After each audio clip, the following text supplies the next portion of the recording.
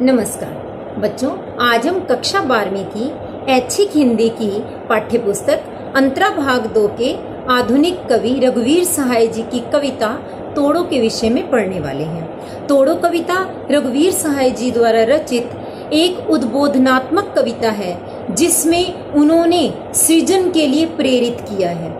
यह कविता विध्वंस के लिए नहीं अपितु कुछ नया, कुछ सृजनात्मक करने के लिए प्रेरित करती है। यहाँ कवि ने हमारे मन की तुलना धरती से की है। ये कहते हैं कि जिस प्रकार धरती में यदि पत्थर चट्टानें हों तो उससे पेड़ पौधों के उगने में बाधा उत्पन्न होती है, ठीक इसी प्रकार हमारे मन रूपी धरती पर, हमारे मन रूपी मैदानों में यदि खीज, ऊब, उकताहट होगी तो हमारे अंदर भी नए नए अच्छे विचार, सृजनात्मक विचार नहीं आ पाएंगे।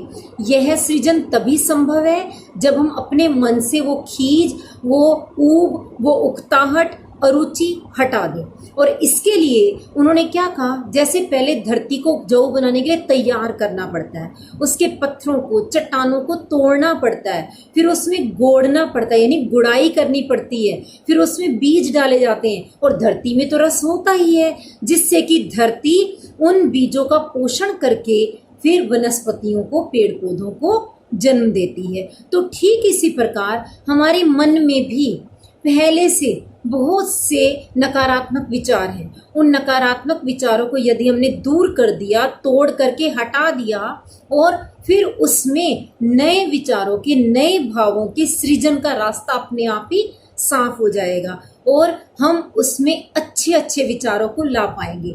आप इसे यदि अपने वर्तमान पहलू से जोड़ करके देखें तो आप स्वयं सोचिए, वैसे अपनी दैनिक दिनचर्या में हम लोग क्या सोचते हैं कि हमारे पास तो समय ही नहीं है, वरना हम ये कर लेते हैं, हम वो कर लेते हैं। परंतु इन दिनों जब लॉकडाउन की वजह से हमारे पास समय ही समय है, तो हम उस समय को यदि बर्बाद करना चाहें तो ऊब कर और बेचैन होकर ये सोचकर बर्बाद कर सकते हैं कि हम तो कहीं बाहर नहीं जा सकते। लेकिन यदि हम सृजनात्मक सोच लें तो हम यह भी सोच सकते हैं कि इस समय में हम वो सभी काम कर डालें जो हम वैसे अपने दैनिक जीवन में नहीं कर पाते, जो समय की कमी की वजह से हमारे रह जाते हैं। तो कवि यही कहना चाहता है कि हमारे मन रूपी मैदानों में भी रस है, यहाँ पर भी भाव हैं, लेकिन वो सृजनात्मक अच्छे विचार तभी बाहर निकल पाएंगे जब हम यहाँ से अवरोध रूपी खीज, उकताहट, ऊब, अरुचि ये सब हटा देंगे। तो इस प्रकार यह कविता प्रेरित करती है हमें कुछ अच्छा करने के लिए, आगे बढ़ने के लिए। तो आइए समझते हैं इस कविता की सप्रसंग व्याख्या, फिर हम इसके प्रश्न उत्तर पर भी चर्चा करेंगे। बच्चों, तोड़ो कविता की सप्रसंग व्याख्या में सबसे पहला पद्यांश देखते हैं। तोड़ो तोड़ो तोड़ो ये पत्थर, ये चट्टाने, ये झूठे बंधन टूटे तो धरती को हम जाने। सुनते हैं मिट्टी में रस है, जिससे उगती दूब है, अपने मन के मैदानों पर व्यापी कैसी ऊब है, आधे आधे गाने। तो इस कविता में सबसे पहले हमें क्या देना होगा, संदर्भ।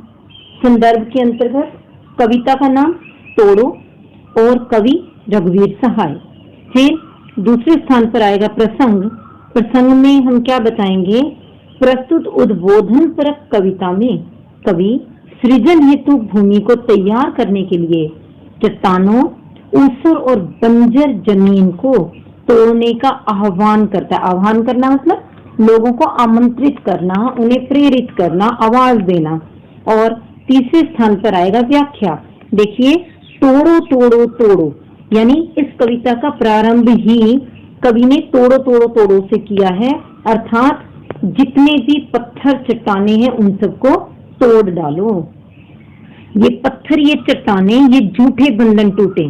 जिस तरह से पत्थर और चट्टाने टूटेंगी, उसी तरह से हमारे जीवन में जो झूठे बंधनों में इंसान जकड़ा है वे भी टूटेंगे। और जब पत्थरों के, चट्टानों के टूटने से धरती मुलायम होगी तो हम धरती को जानेंगे, और इसी प्रकार झूठे बंधनों के टूटने से हम भी अपनी स्वयं की क्षमता को जानेंगे। सुनते हैं मिट्टी में रस है, जिससे उगती दूब है। दूब से अभिप्राय होता है वनस्पति, पेड़ पौधे, क्योंकि मिट्टी में तो रस होता ही है, जिसकी वजह से उसमें दूब उगती है या पेड़ पौधे उगते हैं। इसी प्रकार हमारे मन के मैदानों में भी बहुत कुछ उग सकता है, लेकिन अपने मन के मैदानों पर व्याप्ति कैसी ऊब है? ऊब का अर्थ है उकताहट, खीज।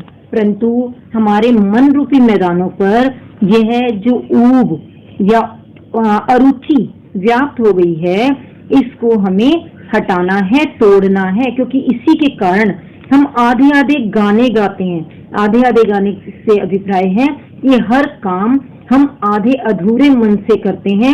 पूरे मन से हम तभी कर पाएंगे जब हम अपनी इस मनोस्थिति से उबर जाएंगे। तो कहने का भाव क्या है?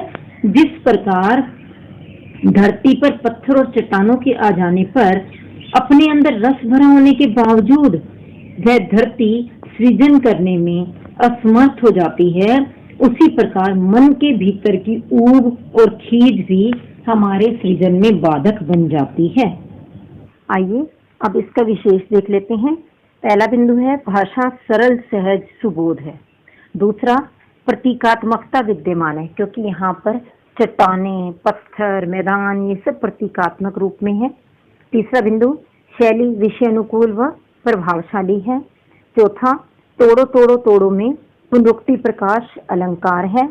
पांचवा बिंबात्मकता दर्शनीय है। बिंबात्मकता से अभिप्राय कि इस पद्यांश को पढ़ते हुए हमारी आंखों के सामने एक बिंब, एक चित्र सा घूम जाता है। और छठा है मन के मैदानों और क्या कर में अनुप्रास अलंकार है। सातवां सृजनशीलता के लिए प्रेरणा दी गई हुई है। आठवां ओज गुण है। ओज गुण से अभिप्राय होता है कोई जोश दिलाने वाली बात, प्रेरणा करने वाली बात, उद्बोधन वाली बात, जो कि इस पद्यांश में है। और नौवां लक्षणा शब्द शक्ति है। अब हम देखते हैं दूसरा पद्यांश। तोड़ो तोड़ो तोड़ो ये ऊसर बंजर तोड़ो, ये चरती पड़ती तोड़ो, सब खेत बनाकर छोड़ो। मिट्टी में रस होगा ही जब वह पीसेगी बीज को, हम इसको क्या कर डालें इस अपने मन की खींच को। गोड़ो गोड़ो गोड़ो। अब आप देखोगे बच्चों, इस कविता में प्रारंभ तोड़ो तोड़ो से और अंत हो रहा है गोड़ो गोड़ो गोड़ो से। कारण यहाँ कवि अपने मन में व्याप्त सारी ऊब खीज को तोड़कर और उसकी जगह गुड़ाई करके अच्छे अच्छे विचारों को बोने के लिए, अच्छे विचारों के सृजन के लिए प्रेरित कर रहा है। कवि ने क्या कहा? तोड़ो तोड़ो तोड़ो ये ऊसर बंजर तोड़ो। ऊसर बंजर से अभिप्राय है ऐसी जमीन जो अनुपजाऊ होती है, जिस पर कुछ भी उगता नहीं है। और इसलिए कवि कहता है कि जितनी भी बंजर भूमि है उस सारी को तोड़ डालो, क्योंकि जितना हम इसे तोड़ेंगे ये उतनी अधिक उपजाऊ बनेगी। ये चरती पड़ती तोड़ो। चरती पड़ती से अभिप्राय क्या है? ऐसी जमीन जिसे कि पशुओं के चरने के लिए चरागाह बना करके छोड़ दिया गया हो, यानी ऐसी जमीन जिसके ऊपर काफी समय से हमने कोई खेती नहीं की और पशुओं के चरने के लिए चरागाह बनाकर छोड़ दिया। इससे उसकी उर्वरा शक्ति भी क्या होती जा रही है? कम होती जा रही है। इस भूमि को भी तोड़ दो और सब खेत बनाकर छोड़ो, और उस सारी भूमि को खेतों के रूप में बदल करके छोड़ दो, क्योंकि जब हम उसे खेत बना देंगे तो उसमें नई नई खेती, नई नई फसलें लहलहाएंगी। मिट्टी में रस होगा ही जब वह पीसेगी बीज को। जब हम इसे खेत बना देंगे, उपजाऊ बना देंगे, तो मिट्टी में जितना रस है उसके अनुरूप वह बीज को पीसेगी, अर्थात बीज का पोषण करेगी और उससे अच्छी अच्छी फसलें, रसयुक्त फसलें उत्पन्न होंगी। हम इसको क्या कर डालें इस अपने मन की खीज को? गोड़ो गोड़ो गोड़ो। यहाँ गोड़ो से अभिप्राय क्या हुआ? गुड़ाई करना, यानी मिट्टी को पूरी तरह से तैयार करके उसमें बीजों का रोपण करना। जब हम गुड़ाई के बाद बीजों का रोपण करेंगे तो धरती उसका पोषण करेगी। ठीक इसी प्रकार यही स्थिति हमारे मन की भी है।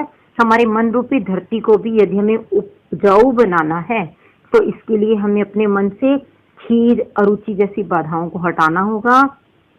हमारा मन जितना निर्मल होगा उसमें उतने ही विचारों का पोषण हो सकेगा, तभी सृजनात्मक विचारों के अंकुर फूटेंगे। नए नए विचारों की खेती लहलहाएगी, यानी तभी सृजन कार्य संभव हो सकेगा।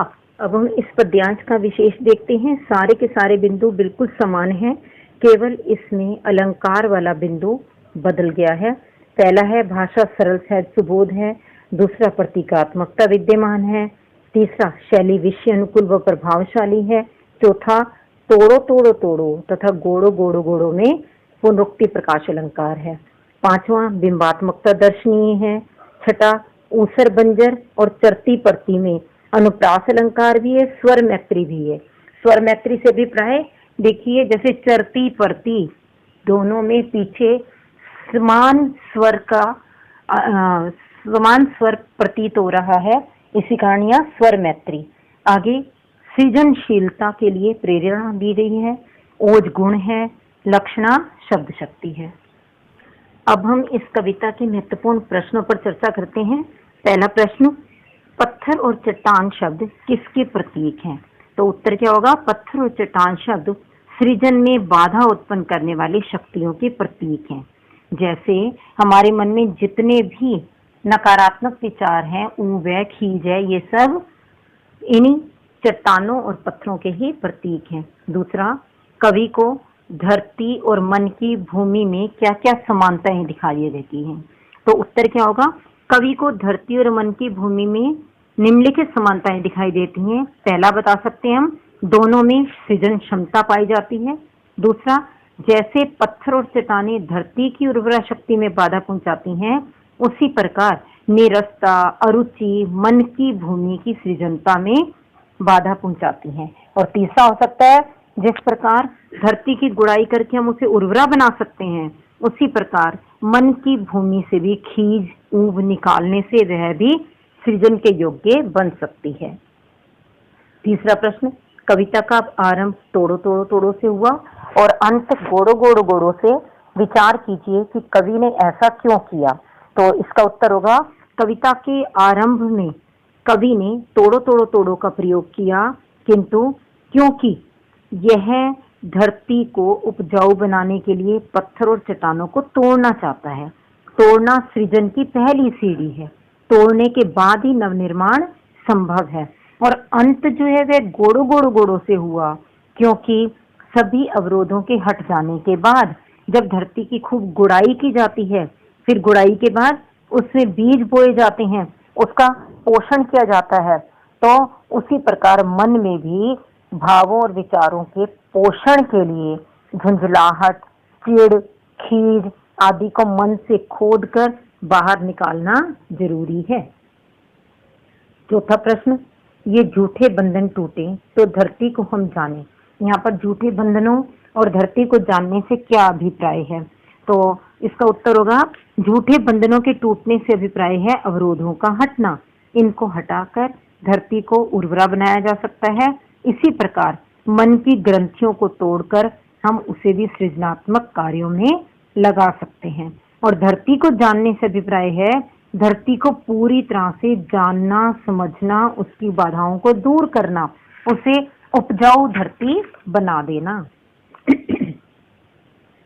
अगला प्रश्न, आधे आधे गाने के माध्यम से कवि क्या कहना चाहता है? तो उत्तर होगा, आधे आधे गाने से कवि यह कहना चाहता है, हम जो भी कार्य करते हैं आधे अधूरे मन से करते हैं, जबकि हमें हर काम को पूरे मन से करना चाहिए। क्योंकि जैसे आधा गाना निरर्थक सा रहता है, आधा गाना व्यक्ति की आधी सृजनशीलता का सूचक होता है, वह मन को पूरी तरह से शांति नहीं दे पाता, उसी प्रकार यदि हम भी आधे अधूरे मन से कार्य करेंगे तो हमारी क्षमताओं का भी पूरा पता नहीं चल पाएगा। और हम पूरे मन से काम तभी कर पाएंगे जब हम अपने मन की खीज को दूर कर लेंगे। बच्चों, मुझे पूर्ण आशा है कि आपको ये छोटी सी प्रेरणादायक कविता तोड़ो अच्छी तरह से समझ आ गई होगी और अब आप इसके प्रश्न उत्तर भी आसानी से कर पाएंगे। यदि फिर भी आपकी कोई समस्या है, आप उसे मुझे कमेंट बॉक्स में लिखकर भेज सकते हैं। मैं उस समस्या को दूर करने की पूरी कोशिश करूंगी। और यदि आप मेरे चैनल पर नए आए हैं तो सब्सक्राइब बटन दबा दीजिए और साथ ही बेल आइकन को भी जरूर दबाइए, ताकि मेरी हर लेटेस्ट वीडियो की अपडेट्स आप तक पहुंच सके। और यदि आपको ये वीडियो अच्छा लगा, इसे लाइक व शेयर करना न भूलिए। धन्यवाद।